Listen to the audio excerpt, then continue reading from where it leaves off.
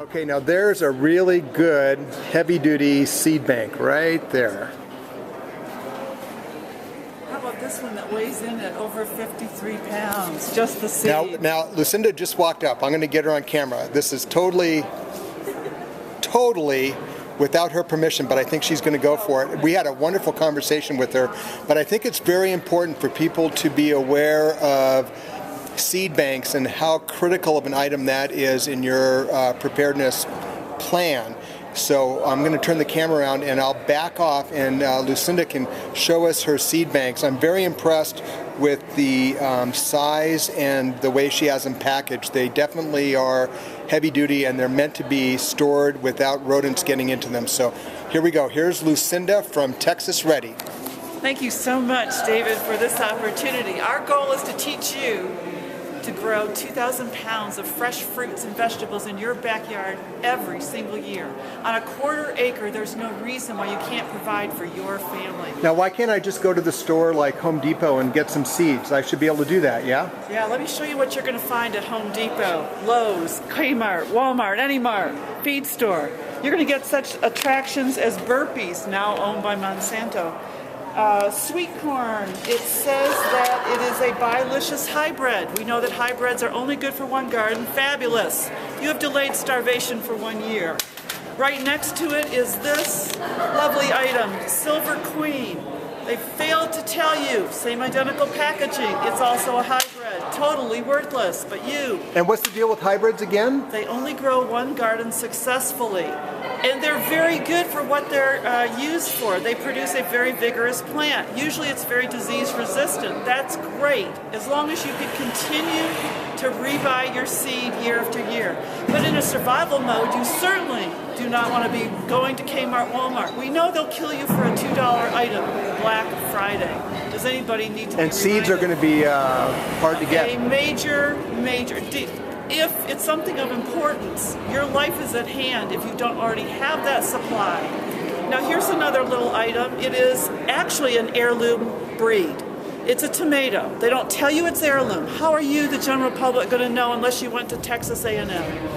Okay. And Lucinda, what is your training? Because you really speak with authority on this subject. I have been growing food for my neighborhood since my teens. That was my first business as an entrepreneur, was supporting a fruit and vegetable stand in my neighborhood. And I've had a passion and a love for seeds. Some women collect purses, some collect jewelry. I collect seeds. When I met my business partner, Kurt Knock, I had over 900 breeds of seeds. He knew I was a little different. So you have a library, a seed library. Oh, absolutely. Now what are you going to show us? This particular seed costs $3. But I ask you, and it is an heirloom, and that's all well and good, but how many seeds are there? Maybe 30 at the most. Okay, so 10 cents a seed. They don't even grow here, but they're being sold. So that's important to know where the seeds grow. Absolutely critical. And the average person that sells seeds at the nursery or Home Depot doesn't know that answer. They buy on a national distribution model. I sell regionally based seed kits. So for example, in Oregon, Idaho, even here in Colorado, there's a very short growing season. You're going to want a series of beans that mature fast. So I've included that in the kit. And the kits you have here at this show are for this region? For this region, absolutely. Okay, very good. Now, if you have relatives in the South, I brought some for the southern regions as well.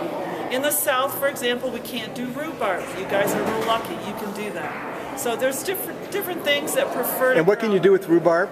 Oh, you can make wonderful pies. Absolutely pies. And it is very good for vitamin A and vitamin C and niacin. And, so you're looking at nutrition as well. Absolutely. I built our seed banks, unlike any other of our competition, on nutritional eating units. What would a man eat under stress in a survival situation? That's how we've geared them. And your nutritional requirements change under stress. Absolutely. They go way high. Okay? And so we're not counting on an 800 calorie a day situation. We want to get 3,000 calories if at all possible. And this doesn't even include the orchard or the protein component, which we want to bring out in the future.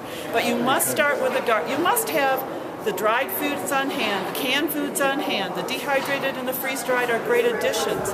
But when those run out and you're on your last can of tuna, your garden better be throwing off food on a regular basis. We teach people how to extend that growing season no matter where they live, either through cold frames or a nursery that you would add, all kind of things. And are you going to be doing a seminar here and teaching? I'm going to be doing a 45-minute workshop on how to grow 2,000 pounds of fresh fruits and vegetables in your backyard using heirloom seeds, which are like our great-grandparents had. You can regrow those seeds year by year. So you only buy seed once in your life. So you're going to talk to people how to recover from their absolutely how they garden can save seeds. Right. They're going to save their own seed. They're going to dry those seeds properly and then package them and wait for the following season to plant. Now, some seeds, unbeknownst to most gardeners, they only appear every 2 years. Things like carrots, Swiss chard, and beets. And so if you are the type of gardener that harvests your entire row, you're done. Okay? So it's good to have knowledge. And so knowledge is power. This book is the most critical book. If you're an experienced gardener, this book will kick it up a notch. Without skill sets of how to self-pollinate your own food, you're not going to make it if there's bee colony collapse, and we're pretty close to that. I'm a beekeeper. We lost 50% of the bees in the Texas area last year due to the drought. 10% of the bees die off anyway due to pesticides. So it's been a critical How many people are aware of that, do you think? I'd say less than 1 in 10. Yeah. Now, the other problem is that some of your neighbors may be growing hybrid plants. That hybrid pollen is going to come wafting over. It is the silent killer. If you do not know how to protect your own seed stock, you are in a world of hurt because it's a silent killer. You will delay starvation a year. You won't even know why your plants aren't properly germinating or producing fruit the following year. It's kind of too late. You are a natural teacher. I can tell this is your passion. It is my passion. My passion is so that you guys can both you can survive, yes, but you can thrive. It's entirely possible. There is abundance to be had in the garden, and I want you to discover it. The way of the Lucinda, creator. this is your website right here. Absolutely. www.texasready.net. Are you Texas ready? I like that. Now, will you show us real quick your seed banks? Absolutely. Why don't you come on over here? I've laid one out. Okay. This is only half of it, okay? And this would be if you have a team or a church that's going to end up at your ranch. In our seed kits, we have at least 80 varieties. You must have varieties. Some seasons, some tomato types will not grow. So therefore, are you going to be out of tomatoes the entire year? I think not. With our seed bank, no. Now this kit right here, This is only half the kit. and you're going to show us when we flip around and look at the cases, Right. which kit that's half of. I will. Okay. Absolutely. So what is there? But what we've put here are representations of what's in every kit. We have Austrian winter peas. Now these peas are not for us to eat, but they are to call in dove and quail and venison in case you happen to live on acreage. Or if you're in the backyard, 60% of your garden should be cover crop to improve the condition of your soil. You're not going to be buying Miracle-Gro. Wow, You're you've thought of everything. Growing your own food and your own soil. Of course, there's lots of beans because that's going to increase the calorie content. And white rice plus beans equals a complete protein. So that's why people talk about rice and beans, but it's Absolutely. the white rice and beans, right? White rice is zero nutrition. Okay. If you had brown rice, it'd be even better. But I'm saying under worst possible scenario, that white rice. But you need to couple those two.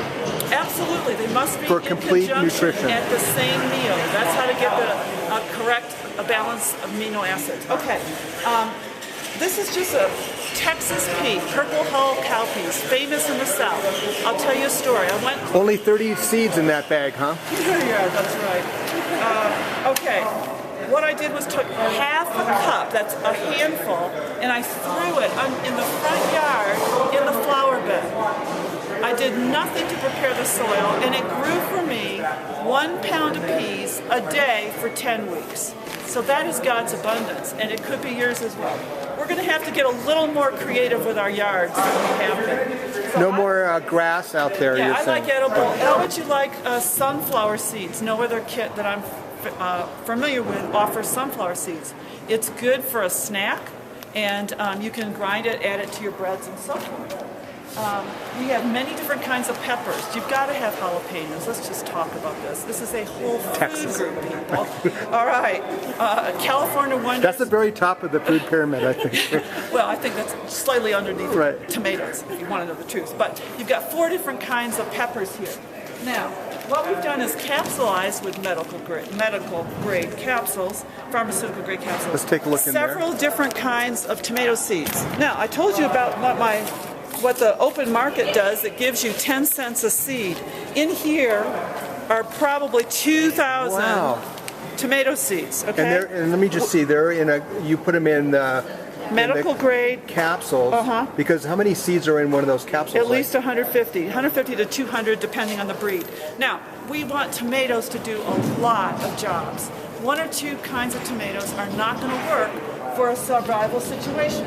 Think about how you use tomatoes. You want tomato juice. You want your sauces for Italian food. Okay, you better have aroma. Sandwiches. Indeed, you have aroma tomato here, right here. All right, let's suppose that you wanted to do soup. Think about Campbell's soup. Here it is, the very first Campbell's soup, Marglobes, right there. All right, now you want to do venison burger, beefsteak it is. Now you want to do dehydrating and canning, Homestead tomatoes. You've got to have stuff for your salads, let's just face it. So you have a large cherry red. Right. That's just the tomato packet. That is right, okay? You've got to have different kinds, okay? The same thing is true. All right, the same thing is really true with corn. Some people have 1 or 2 types of corn in their number 10 jars. Now I ask you, how many seconds will it take for your rat to eat through this?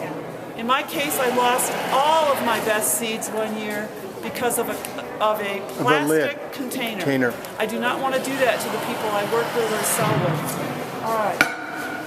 You've got to have a cornmeal, a grinding corn. It takes an Indian corn, extremely hard shelled, something that goes all the way back to the Indians of America. You've got to have stuff to feed your animals. I personally have chickens, and I'm not buying any. Which is a good way for anymore. meat. Absolutely, and 10 chickens will throw no rooster. Hens will be very quiet for you. Very easy to control, will throw off at least 1,400 eggs. In fact, I have 2 chickens that are throwing off 600 eggs a year. That's ridiculous. But your chickens can produce for you 1,400 eggs. You can sell them for $3 to $5 a dozen. A little money-making opportunity here. But you can grind up your own corn and make, food for your chickens. Now, why is that corn pink? Ah, that's a good one. This has got a pre-emergent ingredient on it so that it facilitates growing, okay? It decreases viral and bacterial infections that seed might have. So certain of our seeds are pre-treated to give you a fighting chance, and in survival, every 10% of improvement in production is critical. Good. Yes, absolutely. Hey guys, you'll have to forgive the background noise. There's a lot of vendors setting up, and we're blessed that Lucinda is going to share her knowledge with us. And I definitely will stop by, and if this video doesn't work out quite as well, we'll re-videotape her with a microphone. This is fun. Now, this is my personal favorite, kohlrabi. This is an old Say that again. Kohlrabi. They say it originated in Mexico. It's like a space age. If you've got kids that don't eat vegetables, this is the one to plant. It's out of the cabbage family. It's hilarious. It's a very small seed, as you can see. There's probably at least 3,000 seeds in this one packet. 3,000 All right, seeds. and it's like I said, the cabbage family. So don't plant it close to any broccoli or your cabbage. They don't want to cross-pollinate these dudes. But what it does is it grows up on a stalk as thick as a pencil. It then becomes a golf ball that grows into this massive softball. It has turnip leaves on the top. You can eat the leaves for your turnip greens by plucking them around and just letting the rest of the plant mature. You can peel that softball back to the white undercurrent, and it tastes similar or a cross between an apple and a potato. It has that kind of crunchy. And you can slice it. Taste has that consistency of a water crescent if you put it in salads. Or you can actually make mashed potatoes out of it. It's a very versatile and a crazy plant for kids to enjoy. Now this is my personal favorite. And I grew up with a mother who overcooked asparagus. And that's packaged in those little gel caps again. Yeah, absolutely. Asparagus. This is asparagus. Now what's great about asparagus is once you get your asparagus garden going, it can last 30 to 50 years. And that's a no muss, no fuss vegetable. So it's not hard to grow. It actually is a little tricky. A little fussy. You start the first year, you start from seed and you get spider webs as a result, root stock. Then you make a trench and you put these little spiders in. And what you're going to do year 3 is you're going to have a high level of manure content over the top of that soil. And then the 3rd year, you're going to get little tiny ferns that are going to come up. And you don't want to eat them at that point, okay? You want that root stock to mature and strengthen, and you will let these things come up. They'll look like Charlie Brown's Christmas tree. It's hilarious. And in the fall, they'll tell you that it's time to chop them down because they'll all turn brown in a very quick period. But year 4 to year 30, you are eating fine. Now, my mother used to cook this nasty, stuffed, slimy asparagus, tasted like tin, came out of a round can, just the worst. My daughter finally got me to taste fresh asparagus, steamed. Big difference. Oh my gosh, I lost my mind. So it's not overcooked, you steam it. Oh, it's just like 30 seconds in the microwave, if we still have microwaves. Salt and pepper and a little bit of olive oil, which olives are very easy to grow too, by the way, but that's another story for another day. So, we don't sell, that's the orchard day, okay? All right, excellent. Now we got that straight. And do you have, so what about fruit? Yeah, fruit is really important. I do sell fruit, and we have a green melon, we have the old standby July 4th, what do they call that? Charleston Gray, unbelievable melon. I want to show you a little story. Again, I used his son's terrible soil that had been Roundup-tized for years. You admit, not a cell of compost in the place. I took 25 Charleston Gray watermelon seeds and threw them out. Toss them out there. Toss them out there. I got 23 vines. That's excellent germination. Those 23 vines produced over 600 pounds of the most incredible 30-pound watermelons. I was giving them away to the mailman, for God's sake. What a nice thing to be able to share your produce, right? Absolutely. Or trade. Now, exactly. Now, if you want, the back door into survivalism is giving away food. You give food away just like you were looking at a beehive. All the way across the street, the guys on the side, and the guys behind you. You're reinforcing your network. Oh yeah, absolutely. There's many different kinds of capital and leverage. So you're leveraging your relational or networking ability, because that's going to be very important in the near future. The next time you give away produce, this time it's going to be crookneck squash. Right here. Another pre-emergent. Okay, the next time you do that, you're going to give a plant away. And you're going to dig it. Oh, you're going to give that same plant away, and you're going to teach your neighbor how to grow a little squash for themselves. See how this works? Yes. Now you are surrounded by gardens. The next thing is you're going to teach them to start giving away their produce to their neighbors. Pretty soon you're sitting inside a large community of gardeners, and they're not going to jump the fence and steal your food, because you have trained them to do what they should be doing with their very stuff. That's much better security than a gun, I think. Oh yeah, much more fun to do too. Now, before we finish, I'm very curious about your... Okay, well we have put the kits in these metal containers because one year I lost all my best seeds through a rat that ate through my plastic.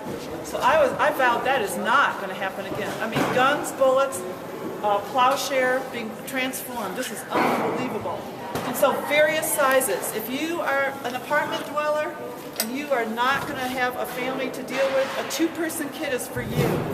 If you are 4-person, you could go with this size kit. If you are at a cul-de-sac and 3 families are coming together, a 12-person kit. This is about 14 pounds of seed. And over here, if the whole church comes to your ranch, you are ready with 53 pounds of seed. Thank you. 53 pounds of seed. Right. Thank Lucinda, you. what is the website one more time? www.texasready.net. And- Now, this doesn't mean that if you're not in Texas, I mean, even though I'm sad that you're not, but that there's an excuse here. Texas Ready is a state of mind. So we want you as prepared as those pioneers of Texas have been. And viewers can purchase these kits online from Absolutely. We'd you. love Can you for just quickly maybe just go over pricing? Sure. The two-person kit, whatever it costs you to feed that size group for 2 weeks is in general how we have done our pricing. So a two-person kit, $125, no books. A four-person kit comes with this training manual, The Edible Garden, okay?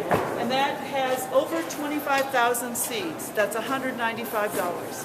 The six-person kit comes with 2 books and about 35,000 seeds. Every one, again, has 80 varieties. That's $275.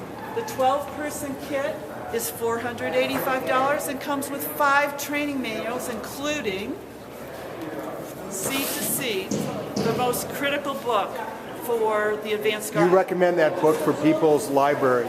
They've got to have a hard copy because when the internet goes away, it's all gone. You must have it in your closet. And then we give all 6 books, all 5 that were in here, plus the canning book to extend your harvest. In this is $995. One more time, the website. www.texasready.net. And your name is? I'm Lucinda Bailey, one of the owners. Kurt Knock is the other owner. Thank you, Lucinda. Thank you so and much, we David. will be back tomorrow. All right, looking forward to it. That was totally cool.